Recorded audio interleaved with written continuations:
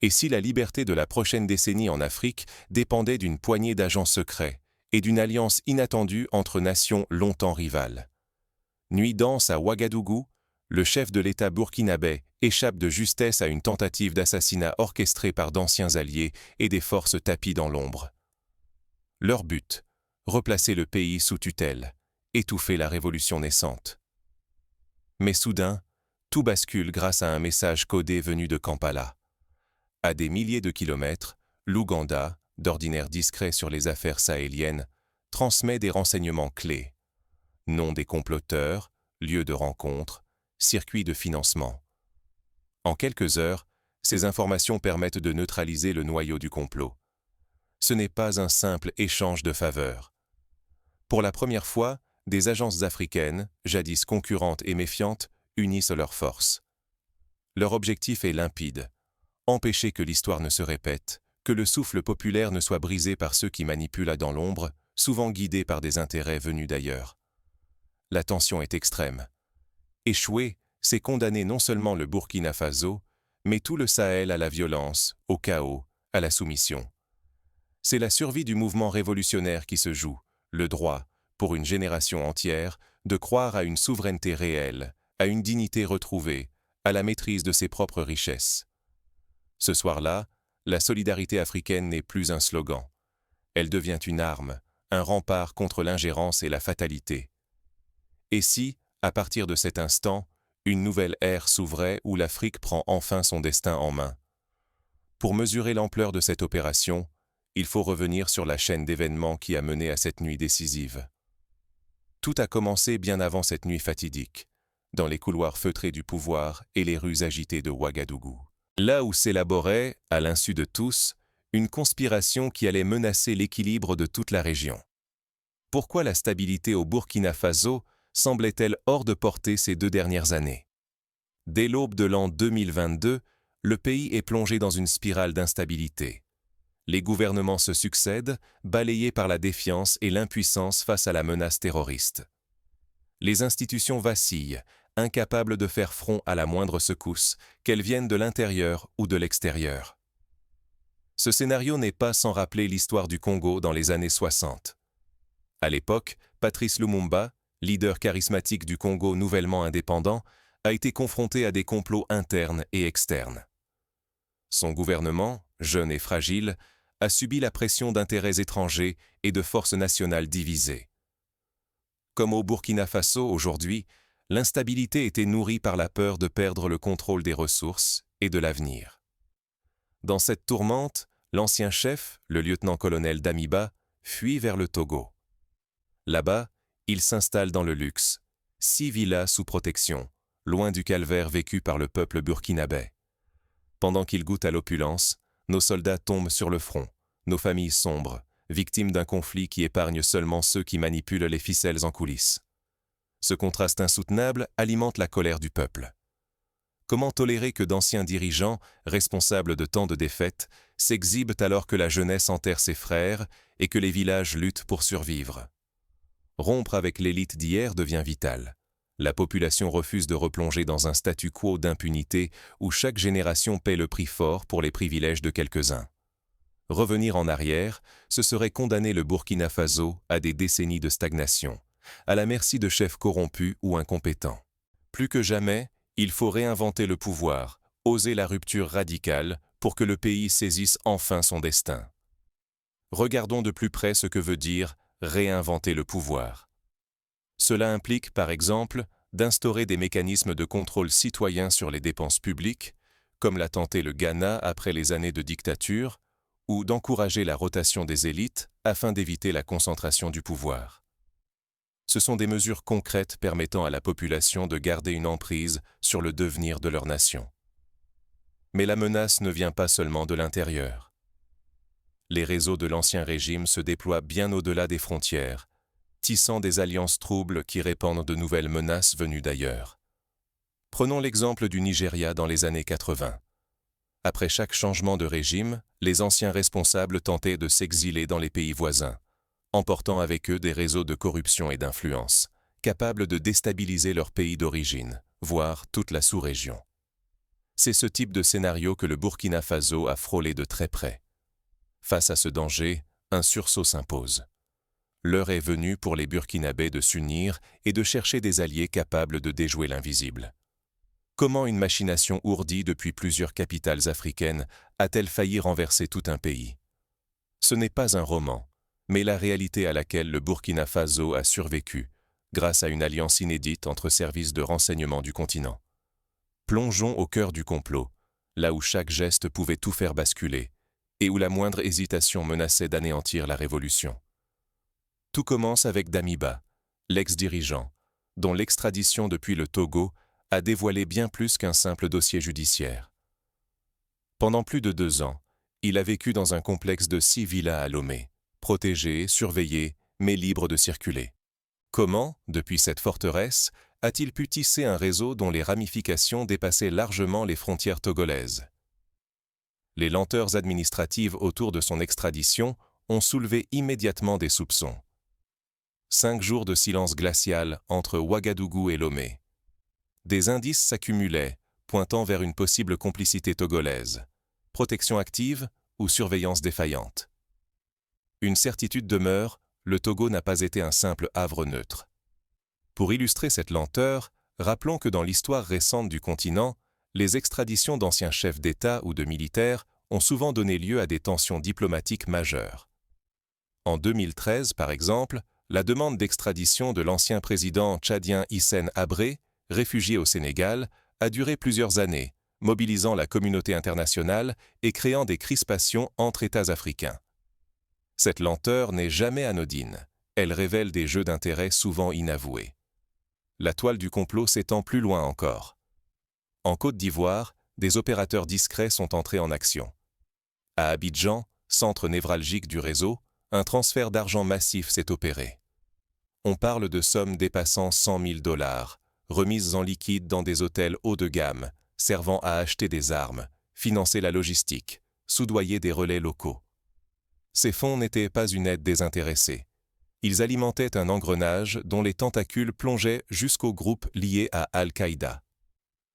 Pour se rendre compte de l'impact de telles sommes, souvenons-nous du financement de la rébellion en Sierra Leone dans les années 90. Là aussi, des valises de billets circulaient entre hôtels et cash, permettant l'achat d'armes et la corruption de fonctionnaires. Ces transferts, souvent invisibles pour le grand public, sont le carburant des guerres de l'ombre. Le danger atteint alors son sommet. Les réseaux armés actifs le long des frontières ont été mobilisés comme force de frappe et agents d'infiltration. Les groupes terroristes, experts du chaos sahélien, voyaient dans la déstabilisation du Burkina Faso une opportunité unique d'étendre leur emprise, de recruter, d'imposer leurs lois. La frontière entre subversion politique et terrorisme s'effaçait, plus trouble que jamais. L'histoire du Mali, lors de la chute du régime d'Amadou Toumani Touré en 2012, montre à quel point des groupes armés peuvent profiter d'un vide du pouvoir pour s'imposer. Ils se sont emparés de villes entières en quelques jours, profitant du chaos politique pour instaurer leur domination. Le Burkina Faso aurait pu subir le même sort. Mais alors que l'étau se resserrait sur Ouagadougou, un acteur inattendu est intervenu, l'Ouganda. Ses services de renseignement, mobilisés en urgence, ont intercepté des communications cruciales, cartographié les flux suspects, repéré les intermédiaires et localisé des caches d'armes. Grâce à Kampala, la cellule centrale du complot a été neutralisée avant que le pire ne se produise. Ce type de coopération rappelle celle des Alliés pendant la Seconde Guerre mondiale, où les services secrets britanniques, américains et français échangèrent des informations vitales pour déjouer les plans de l'ennemi. L'efficacité venait de la confiance et de la rapidité dans le partage de renseignements. C'est exactement ce qu'ont réussi les Africains aujourd'hui. Le réseau de Damiba ne s'arrêtait pas là. Son influence s'étendait jusqu'au Ghana, activant des complices et des relais logistiques dans la sous-région. Mais c'est Abidjan qui restait le cœur battant de l'hydre, là où convergent argent, idéologie et ambition personnelle. À chaque étape, le risque était total. Une seule faille dans la chaîne d'information, un relais corrompu, et la stabilité de toute la région pouvait s'effondrer. Démanteler ces réseaux reste la condition essentielle pour que le Burkina Faso et ses voisins puissent espérer une souveraineté réelle. Sinon, la révolution pourrait s'effondrer en un instant, emportant avec elle espoir, dignité et destin collectif. Mais ce coup de filet n'est qu'une première bataille. Les ramifications du complot sont plus profondes qu'il n'y paraît, et la lutte pour la souveraineté ne fait que commencer. Et si, pour la première fois, l'Afrique parvenait enfin à imposer ses propres règles aux grandes puissances? Ce que nous venons de vivre au Burkina Faso dépasse une simple crise nationale. C'est une refonte profonde de l'équilibre des forces dans le Sahel, et peut-être sur tout le continent. Premier effet concret, le renseignement burkinabé et l'alliance sahélienne atteignent une puissance inédite. Grâce à une coopération entre plusieurs agences africaines, il est désormais presque impossible d'organiser un coup d'État ou une opération secrète sans être repéré. Ce ne sont plus la CIA ou la DGSE qui surveillent le Sahel. Ce sont des Africains, veillant sur leurs terres. Les moyens technologiques suivent cette montée en puissance. Drones jour et nuit, réseaux de surveillance numérique, cryptage conçu en Afrique. Ces outils permettent de déjouer aussi bien les ingérences étrangères que les menaces internes. Les marionnettistes d'hier, tapis dans l'ombre, découvrent que l'impunité n'est plus acquise. Pour illustrer cette avancée, citons le cas du Maroc, qui, au début des années 2000, a développé ses propres systèmes de surveillance et de lutte contre le terrorisme, ce qui a permis de déjouer plusieurs attentats majeurs. Aujourd'hui, une telle autonomie technologique se diffuse dans tout le Sahel. Conséquence immédiate. Le pouvoir en place est capable de résister à de nouvelles tentatives de putsch ou d'infiltration. Les réseaux de déstabilisation se retrouvent isolés. Pour la première fois, la peur d'un retour sous tutelle étrangère recule face à la solidarité régionale. Mais cette affirmation de puissance bouleverse les relations internationales. Washington, Moscou, Pékin, Bruxelles. Toutes ces capitales doivent désormais traiter avec des interlocuteurs africains qui n'exécutent plus simplement des instructions, mais posent leurs conditions. Le monopole du jeu leur échappe, et cela change tout. Souvenons-nous de la conférence de Bandung en 1955, lorsque les pays du Sud ont pour la première fois affirmé leur voix face aux grandes puissances occidentales. Aujourd'hui, le Burkina Faso, l'Ouganda et leurs alliés répètent ce geste d'affirmation, mais avec les outils du XXIe siècle. Cependant, cette révolution sécuritaire laisse planer des zones d'ombre. De plus en plus de voix, au Burkina Faso comme à l'international, s'alarment du report répété des élections et de la concentration du pouvoir entre les mains d'un exécutif issu de la Révolution. La frontière entre défense nationale et dérive autoritaire devient ténue. Le risque est tangible. Rater ce virage transformerait la Révolution en dictature, ou rouvrirait la porte aux vieilles influences étrangères. L'histoire du continent regorge de rendez-vous manqués. Cette fois, il s'agit de la liberté, de la dignité et de la souveraineté du peuple tout entier. Pour éviter cet écueil, des mesures concrètes peuvent être mises en place. Garantir l'indépendance de la justice, instaurer des commissions d'enquête citoyennes sur l'action du gouvernement, encourager le journalisme d'investigation et protéger les lanceurs d'alerte. Ce sont ces garde-fous qui permettront de ne pas trahir la promesse de la Révolution. Derrière ces jeux de pouvoir, une question demeure. Qu'en retirera chaque citoyen africain? Comment ce basculement peut-il, concrètement, transformer son quotidien? Mais sur le terrain, loin des sommets et des stratégies, les attentes sont immenses.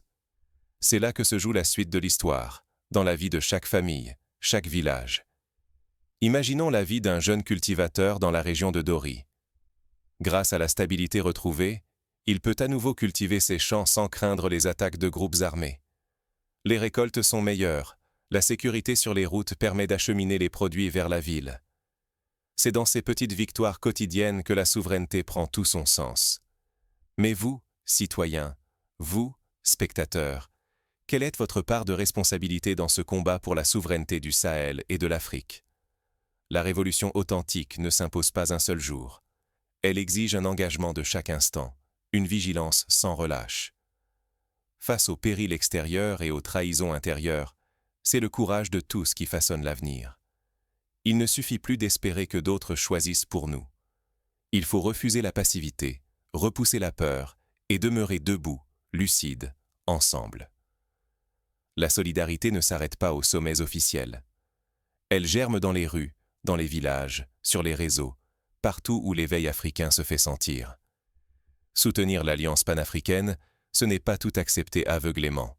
C'est exiger que justice et dignité guident chaque décision pour préserver la légitimité du mouvement.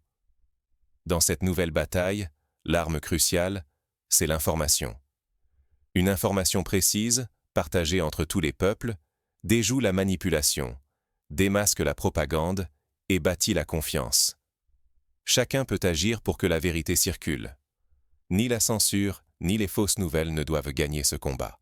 Pour agir, chacun peut s'abonner à des médias indépendants, relayer des informations vérifiées sur les réseaux sociaux ou organiser des débats citoyens dans sa commune. Ce sont ces gestes, apparemment simples, qui renforcent le tissu démocratique. L'exemple du Sahel aujourd'hui n'est pas réservé à quelques États. Il devient une promesse pour tout le continent. La coopération entre le Burkina Faso, l'Ouganda et leurs alliés prouve que l'indépendance n'est plus un rêve lointain, mais un chantier ouvert à construire chaque jour. Mais attention, l'histoire a trop vu de mouvements trahis par des autocrates. Soutenir la sécurité collective, oui, mais jamais au prix de la liberté. La frontière entre la protection du peuple et la confiscation du pouvoir est ténue, et c'est à chaque citoyen de la défendre. Abandonner, céder à la lassitude ou à la peur, ce serait livrer l'Afrique à la prédation et à la misère pour 50 ou 100 ans encore. Ce qui se joue, c'est l'avenir de nos enfants, la maîtrise de nos richesses, la dignité retrouvée. Alors que l'histoire s'écrit sous nos yeux, quelle place choisirez-vous dans ce nouveau chapitre africain? Le choix d'agir ou de rester spectateur n'est pas anodin. Il déterminera la force de la révolution. Car bientôt, l'épreuve suivante s'annonce, plus décisive encore. La victoire reste fragile, mais, pour la première fois, l'Afrique façonne son propre destin. Ce coup d'arrêt au putsch burkinabé n'est pas une conclusion, c'est une ouverture. Désormais, le choix de la souveraineté appartient aux peuples africains, non à des puissances lointaines. L'opération menée avec la contribution clé de l'Ouganda en est la preuve. Nos sécurités peuvent reposer sur des alliances construites chez nous, sur la confiance et la transparence, et non sur la tutelle étrangère. Mais il serait naïf de penser que la menace a disparu. Les dangers demeurent, en mutation constante, tapis dans l'ombre, prêts à exploiter la moindre division. La solidarité entre nos services de renseignement doit devenir la règle et non l'exception. De cela dépend la survie de notre révolution, la stabilité du Sahel et l'espérance de tout un continent. Pour rendre cette solidarité durable, il est nécessaire de former de nouveaux agents, de créer des écoles régionales de renseignement et de mettre en place des exercices conjoints réguliers entre pays africains. C'est ainsi que l'on bâtit une défense commune face aux menaces hybrides du XXIe siècle. Renoncer à s'engager, c'est laisser d'autres décider pour nous et pour nos enfants. Les attaques ne s'annonceront pas. Chacun, à son niveau, doit saisir que la souveraineté ne se délègue pas. Elle se construit, se vit, se défend, jour après jour. Ce moment n'appartient ni à un pays, ni à quelques chefs. C'est la promesse d'un continent debout, refusant la résignation, revendiquant sa dignité, sa richesse, sa liberté. La bataille pour la souveraineté africaine ne fait que commencer. Mais, cette fois, l'histoire s'écrit de nos propres mains. Restez vigilants, demandez la vérité, refusez l'indifférence. C'est de cette vigilance que naîtra le futur et que la révolution vivra ensemble.